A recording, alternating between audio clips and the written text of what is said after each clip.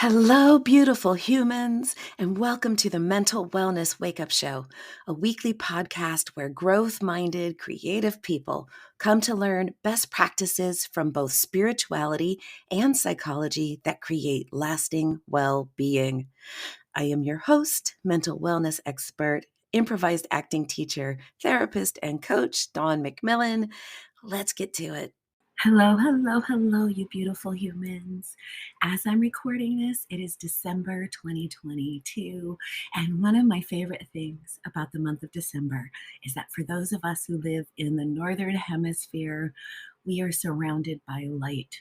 I think it's a beautiful, common experience that we have in a variety of cultures, in a variety of country, in a variety of religions, this impulse to create light in the winter as this beautiful reminder that the sun will come back and that we have the power to make light for ourselves in the darkness. I just think it's beautiful driving around and seeing all the lights for the holidays and sharing joy with my friends in different religions as we talk about how we're celebrating and creating community. And I dig this season.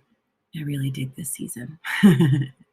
So let's talk about you. Remember, we're talking about you are a genius. Did you remember that? Let me remind you. You are a genius. You have a genius. I love in Liz Gilbert's book, Big Magic, she talks about how we have changed from thinking people have a genius, which is sort of like in some conceptualizations, like a muse that hangs out with them and inspires them, or they have a special gift. And I love that framing because rather than making it a permanent state, like you are a genius or you are not, the idea that you have genius, you have a genius, you have some genius, is more of a growth mindset. It becomes not a question of, oh, well, was I born with a genius or not? It's, ooh, how can I create or discover or reveal or find a genius in me? So you have genius. So let's talk about living in your zone of genius. So we're digging back into Gay Hendricks' work. Gay Hendricks is an author, psychologist, and counselor. And I am digging into his book, The Big Leap, or Your Zone of Genius. And hear me now, believe me later. The world needs your genius. The world needs your genius. Because not only is your unique set of gifts precisely what the community needs, you living a life that is fulfilling and enjoyable and rich just makes you a better person to be around. So let's talk about your zone of genius. You're going to hear some papers ruffling. All right. So what Gay Hendricks recommends is to first of all, just make a commitment to live in your zone of genius. I'm going to read directly from the book. I invite you to make your commitment right at this moment. Make a private deal between you and the universe, a formal commitment to living in your zone of genius. Here's a sentence I use when working with people. I commit to living in my zone of genius now and forever. Okay. Repeat after me. I commit to living in my zone of genius now and forever. I commit to living in my zone of genius now and forever.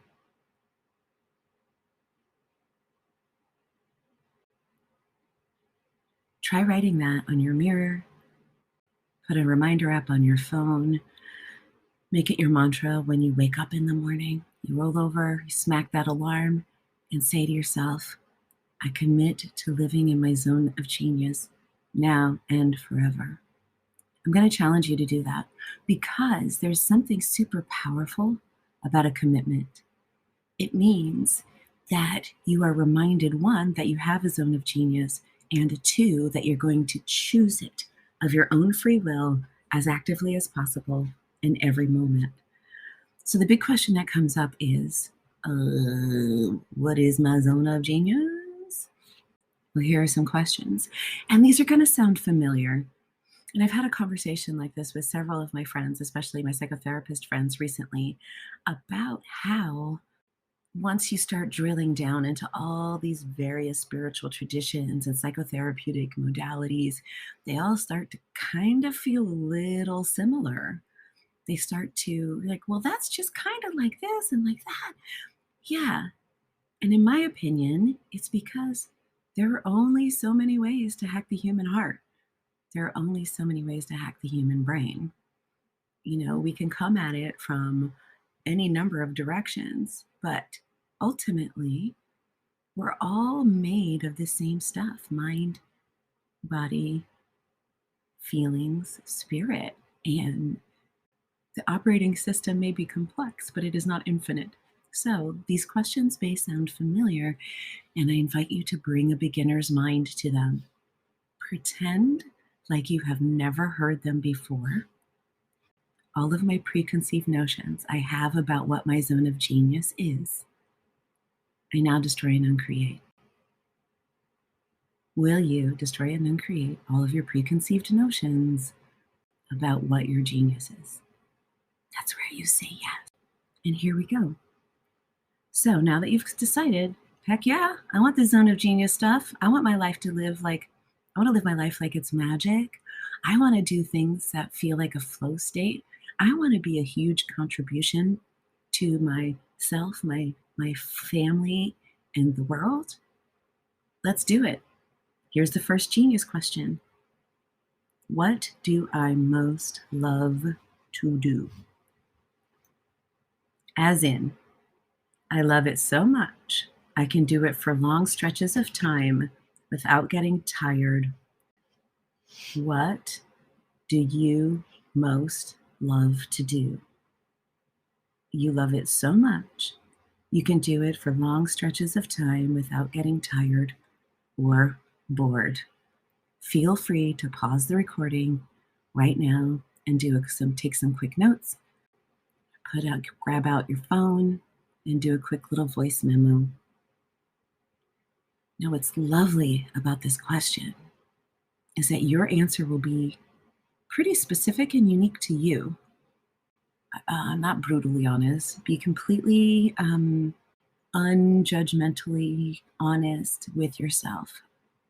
No matter what it is, that's not your final answer. There will be more questions. So if you're somewhere in the realm of things that you don't think matter, let go of that judgment and answer the question. What do you most love to do?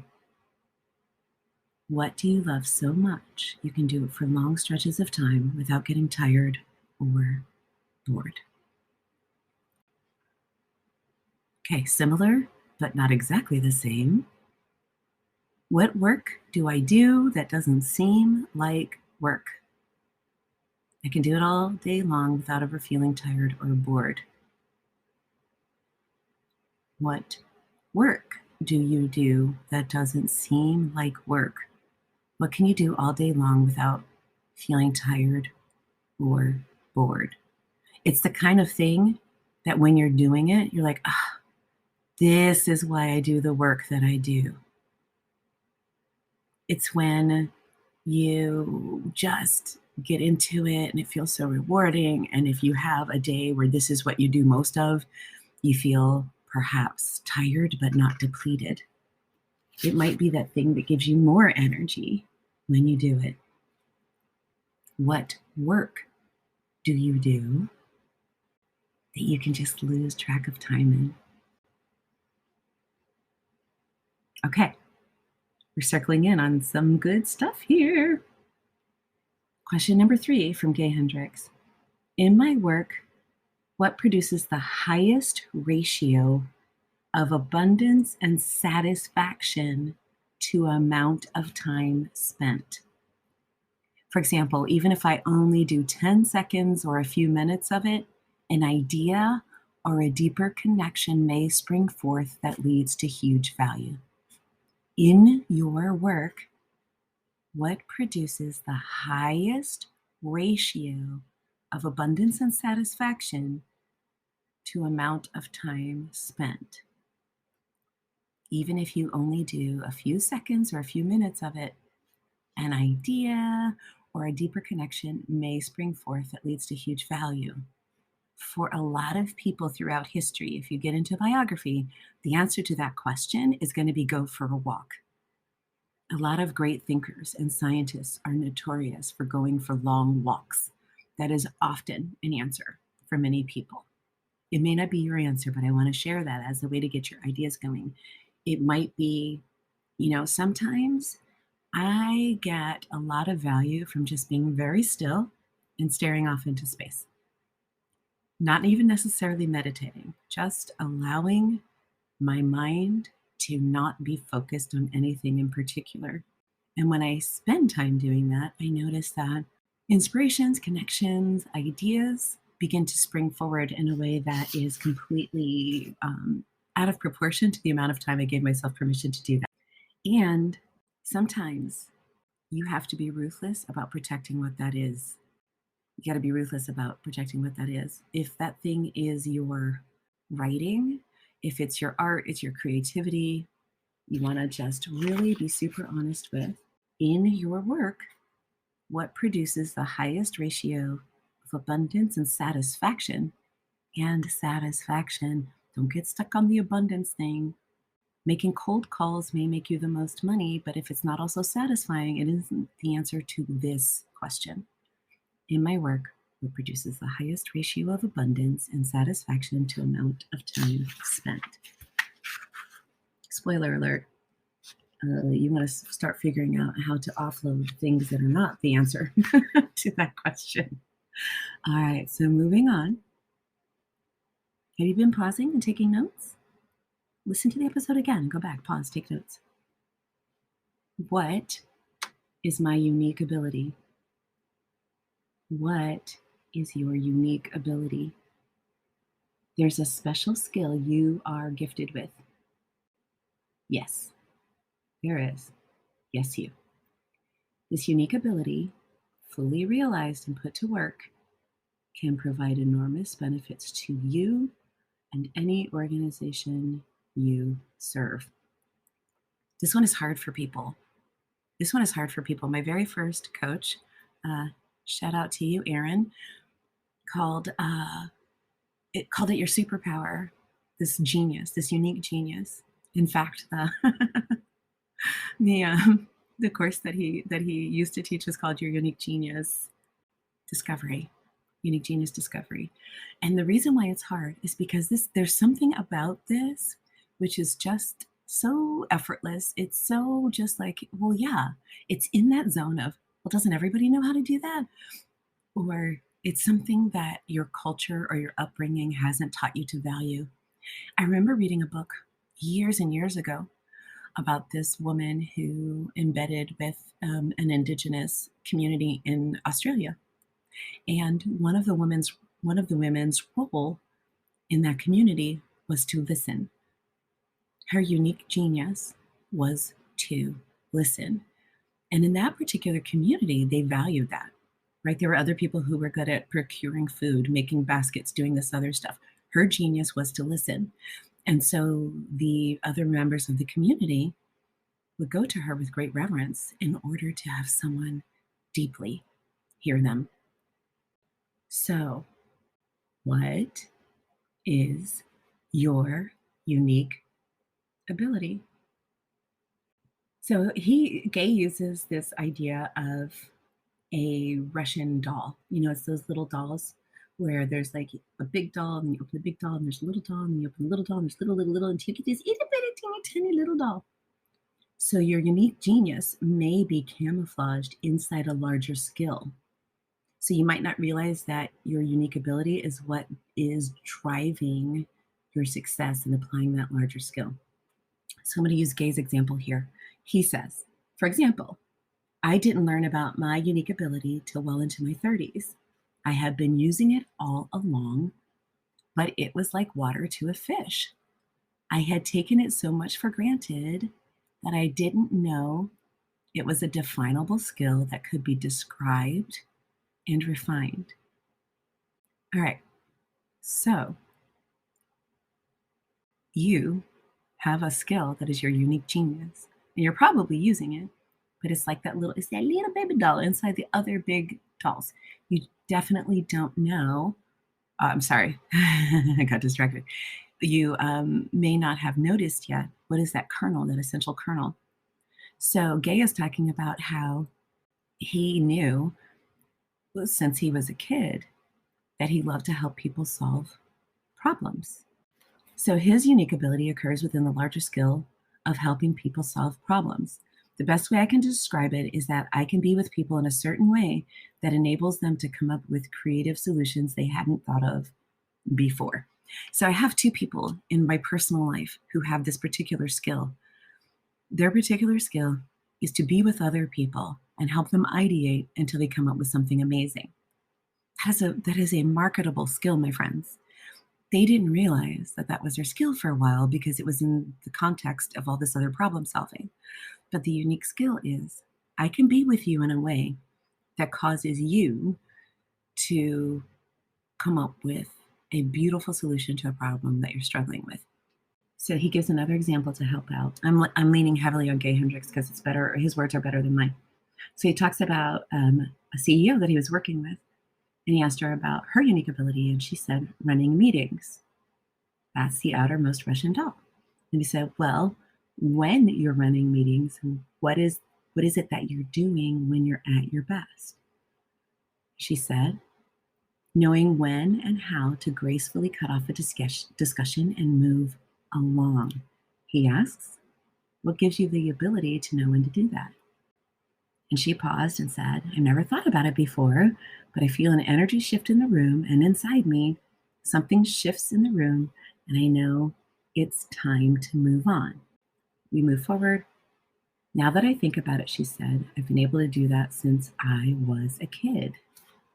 So her unique ability came from her troubled childhood and being able to feel the shift in her parents' energy and figure out what to do about it. So finally, Gabe reflected back to her, you have an ability to feel a certain kind of energy shift in the room and inside you, and tuning into this energy helps you know what to do.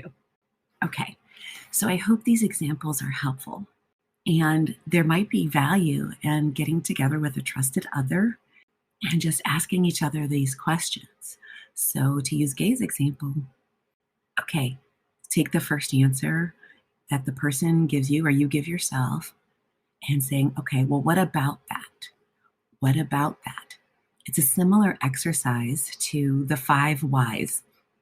It's a process that I lead some of my clients through. When they say, what would you like? And they have an answer, I'm like, well, why is that important? Because of this. Why is that important? Because of this. Getting down to your unique genius may be the same way. What are you good at? I'm good at organizing parties. Well, what about organizing parties are you especially good at? I'm especially good at coordinating all of the different vendors. Well, what about coordinating the vendors are you especially good at? The part where I know who does what first. Aha, now you're getting somewhere. This episode is long. I hope this is helpful.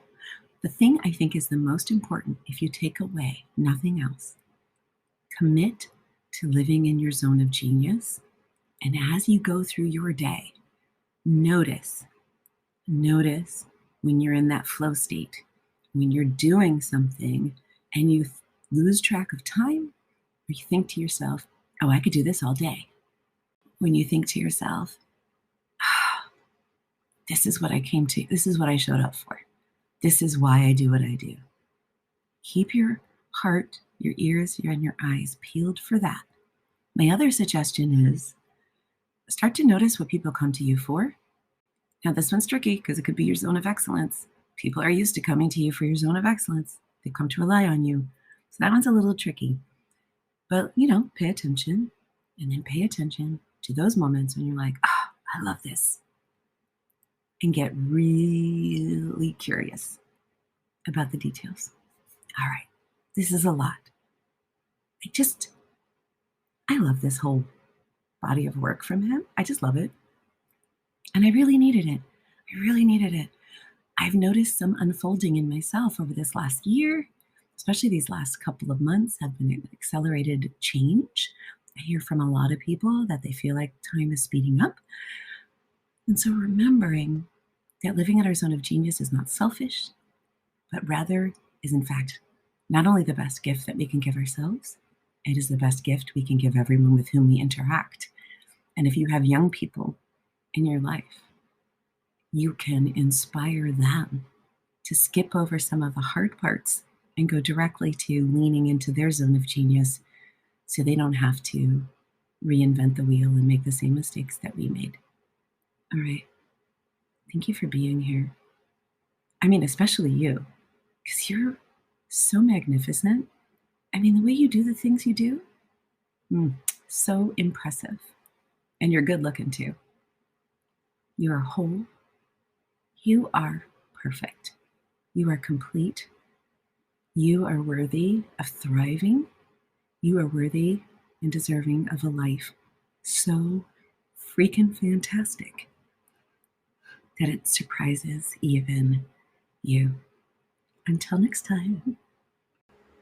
I am so honored that you share time with me.